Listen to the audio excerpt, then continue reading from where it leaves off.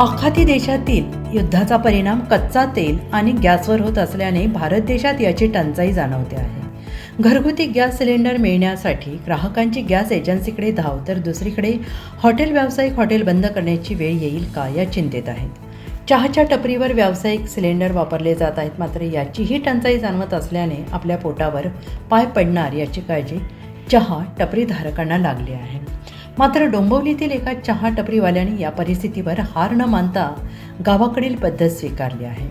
डोंबिवली पूर्वेकडील नांदिवलीजवळ एका चहा टपरीवर चक्क चुलीवर चहा बनवण्यास सुरुवात झाली आहे. शहरी भागात एखादी अशी गल्ली असेल जिथे चहाची टपरी नसेल. चहा पिणाऱ्यांना तलफ आली की त्यांची पावले चहाच्या टपरीकडे वळतात. मग चहाचा घोट घेत चर्चा करण्याची मजाच काही वेगळी असते.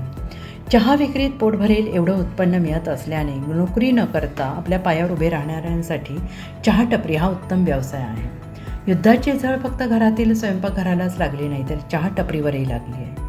व्यावसायिक गॅस सिलेंडर मिळत नाही याची चिंता सतावत असताना परिस्थिती सुधारेपर्यंत चहाची टपरी बंद ठेवण्याचा विचार काहींनी केला. मात्र डोंबिवली पूर्वेकडील नांदिवली नाल्याजवळील जय भोलेनाथ चहा टपरीवाल्याने हार न मानता यावर तोडगा काढला. हा उपाय अगदी साधा असला तरी आपले पोट भरण्याकरिता चालू शकेल असा निश्चय त्या चहा टपरीवाल्याने केला. चक्क चुलीवर चहा बनवताना पाहून चहा शौकीन त्याच्या टपरीवर गर्दी करताना दिसत आहेत.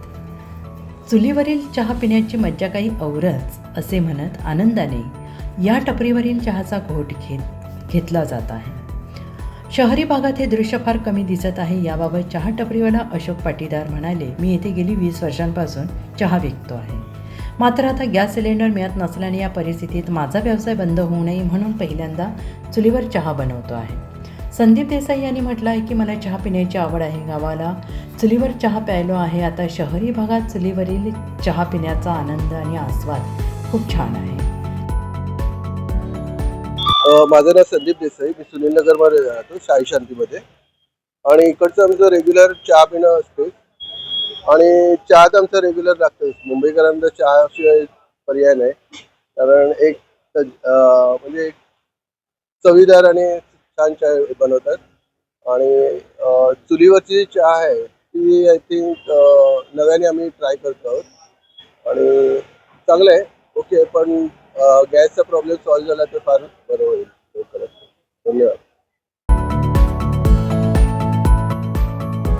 तर शिवसेना उद्धव बाळासाहेब ठाकरे पक्षाचे युवा जिल्हा सचिव म्हणाले, निवडणुकीला नागरिकांना सत्ताधारी पक्षाने पाठीशी उभे राहण्याचे आश्वासन दिले आहे ना, मग आता अशा परिस्थितीत जनतेला दिलासा देणारे पाऊल उचलले पाहिजे.